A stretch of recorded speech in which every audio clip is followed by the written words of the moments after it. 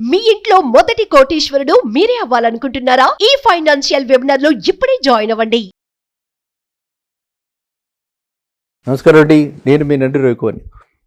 Current real estate మార్కెట్లు తెలంగాణలో నిన్న మొన్న ఒక పెద్ద కార్పొరేట్ సంస్థ మనకి బిగ్ బాస్ అంటే ప్రతి వాళ్ళు చూస్తున్నటువంటి బిగ్ బాస్ లాంటి ప్రోగ్రామ్ని కూడా స్పాన్సర్ చేసిన సంస్థ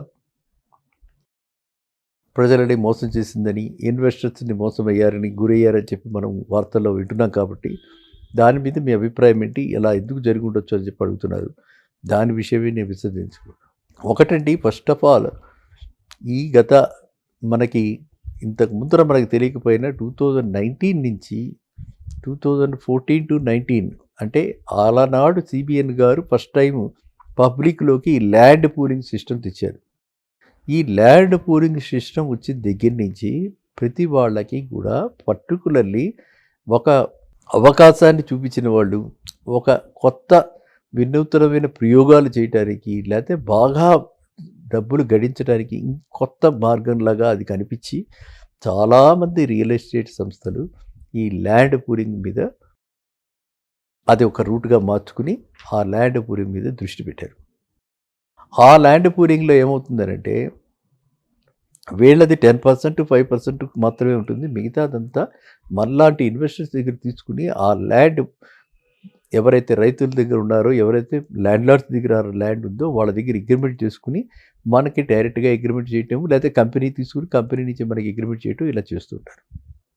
ఇది ఒక టైపు. ఈ చేయడంలో ఏంటంటే రేట్లు బాగా పెరిగిపోతున్నాయి, పరిగెడుతున్నాయని, ఇంకా అవుతుందని స్టాక్ మార్కెట్ లాగా రియల్ ఎస్టేట్ మార్కెట్ కూడా లాస్ట్ 4-5 ఇయర్స్లో ఆ విధంగా పరిగెట్టించి స్పెక్యులేటివ్ డ్రైవ్ చేసి మీకు అందరికీ మనందరికీ కూడా 18 monthsలో డబ్బులు ఇచ్చేస్తాం, 24 monthsలో డబ్బులు ఇచ్చేస్తాం అని చెప్పి మనందరి చేత పెట్టుబడి పెట్టించారు.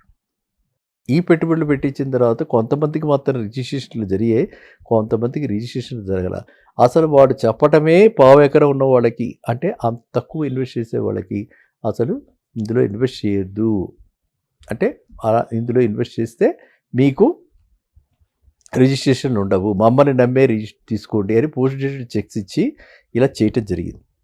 అయితే ఇక్కడ తెలుసుకోవాల్సిన విషయం ఏంటంటే ఆ రోజుల్లో కూడా ఎవరైనా అడిగితే, సలహా అడిగితే ఆ రోజుల్లో కూడా బాబు సెక్యూరిటీ లేకుండా చేయకండి చెప్పడం జరిగింది. ఇప్పటికీ కూడా అదే సెక్యూరిటీ మస్ట్, సెక్యూరిటీ లేకుండా ఇన్వెస్ట్ చేయకూడదు. మనకి రెండోది ఏంటంటే సెక్యూరిటీ ఉంటే అట్లీస్ట్ ఆ కాగితం ఉంటుంది, ఆ పేపర్ ఉంటుంది, ఆ ల్యాండ్ ఉంటుంది, మనం ఇయర్ మార్క్ చేసుకున్న ల్యాండ్ ఉంటుంది. డెవలప్మెంట్స్ చేస్తే ల్యాండ్ రేటు పెరుగుతుంది, లేకపోతే ల్యాండ్ రేటు తరగదు, కానీ గ్రోత్ చాలా తక్కువ ఉంటుంది.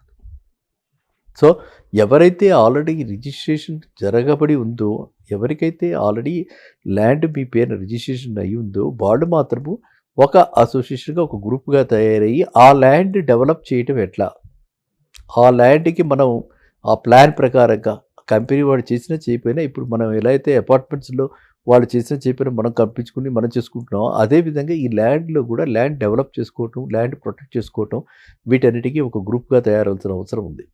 ఫస్ట్ బేసిక్గా అది మాత్రం అందరూ, ఎవరైతే రిజిస్ట్రేషన్ జరిగిందో వాళ్ళు మాత్రం అందరూ ఆ పని చేయండి, ఓకేనా. నెంబర్ 2, ఎవరికైతే రిజిస్ట్రేషన్లు లేవు, ఎవరికైతే ఓన్లీ కాగితాలే ఉన్నాయి, ఓన్లీ చెక్కులే వాళ్ళు ఇచ్చారు, పోస్ట్ డేటెడ్ చెక్స్ అని అంటే వాళ్ళు ఎలాగో ఇప్పుడు సిసిఎస్లో ఆల్రెడీ రిజిస్టర్ చేయడం అయింది, కంప్లైంట్ పెట్టడం అయింది. కాబట్టి మీరు కూడా అక్కడికి వెళ్ళి మీకున్నటువంటి కాగితాలు కూడా మీరు కూడా ఇస్తే రేపొద్దున ఏదైనా పరిష్కారం చూపించగలిగితే, ఎందుకంటే ఇలాంటి కంపెనీలు ఎప్పటి నుంచో ఉన్న కంపెనీలు కాబట్టి వీళ్ళకి ఎన్నో ఆస్తులు ఉంటాయి. ఈ ఆస్తుల్ని వీళ్ళు వేరే వాళ్ళ పేరున ట్రాన్స్ఫర్ చేసి ఉండొచ్చు. ఏం జరిగింది అన్నది మనకి తెలియదు. కాబట్టి ఈ 3-4 ఏళ్లలో వీళ్ళ పర్సనల్ రెవెన్యూ రికార్డ్స్ తీసి ఈ 3-4 ఏళ్లలో ఎలాంటి లావాదేవీలు జరిగాయో తెలుసుకుంటే కానీ మనకి నిజాలు బయటపడవు. అలా వీళ్ళు ఈ డబ్బుని అంటే మొబిలైజ్ చేసిన 100 కోట్లు చెప్తున్నారు, 100 కోట్ల డబ్బుని ఎటువైపు ఏ విధంగా వీటిని పెట్టుబడుల్లో పెట్టారో ఎలాగ హరించాయి. ఈ డబ్బులు హరించవు, డబ్బు పోతుంది, ఎక్కడికి గాలికి ఎగిరిపోదు.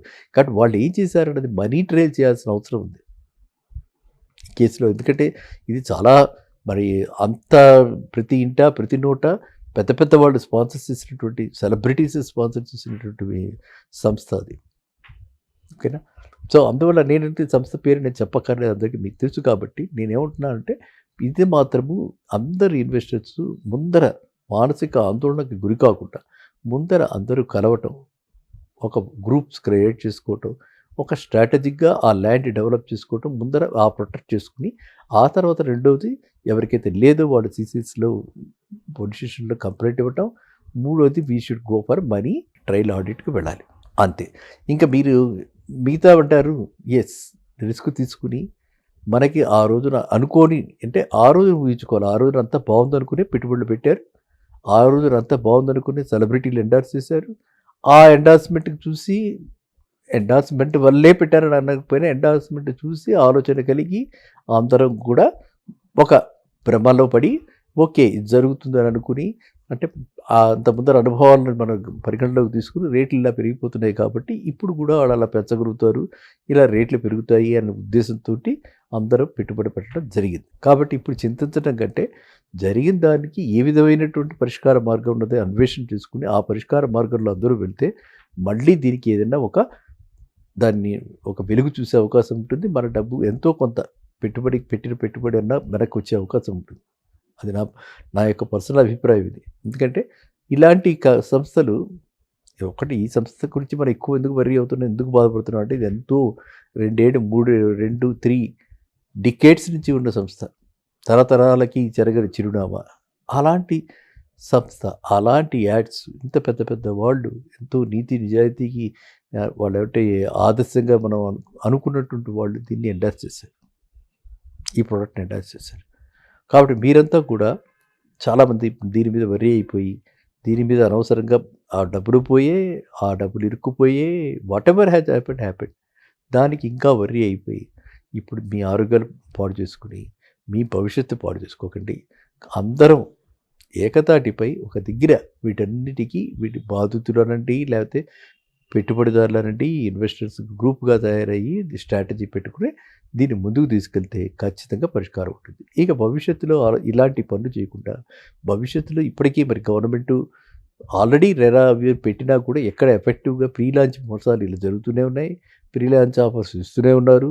ప్రీ లాంచ్ అని చెప్పి ఈరోజు కూడా అపార్ట్మెంట్స్ కూడా అలాగే అమ్ముతున్నారు, వీటిల్లో కూడా అమ్ముతున్నారు, సోషల్ మీడియాలో కనిపిస్తూనే ఉన్నాయి, ల్యాండ్ పూలింగ్ అనే పేరుతో కనిపిస్తున్నాయి. సో ఇవన్నీ కూడా different names under land pooling or under pre launch or under investors quota, ఇలా రకరకాల పేర్లు పెట్టి ఉన్న లాని ఏ విధంగా సర్కంవెంట్ చేయొచ్చని ఆలోచించి చేసినటువంటి పనే ఇది. కాబట్టి మనం అందరం కూడా బాధ్యులుగా మనందరం కూడా మన వంతు బాధ్యత నిర్వర్తించి అంతే అవగాహన చేసుకుని అప్పుడు కానీ మనం ఎక్కడ పెట్టుబడులు పెట్టకూడదు. ఇది దీని యొక్క లెసన్. మళ్ళీ కలుద్దాం నెక్స్ట్ వీడియో. నమస్కారం.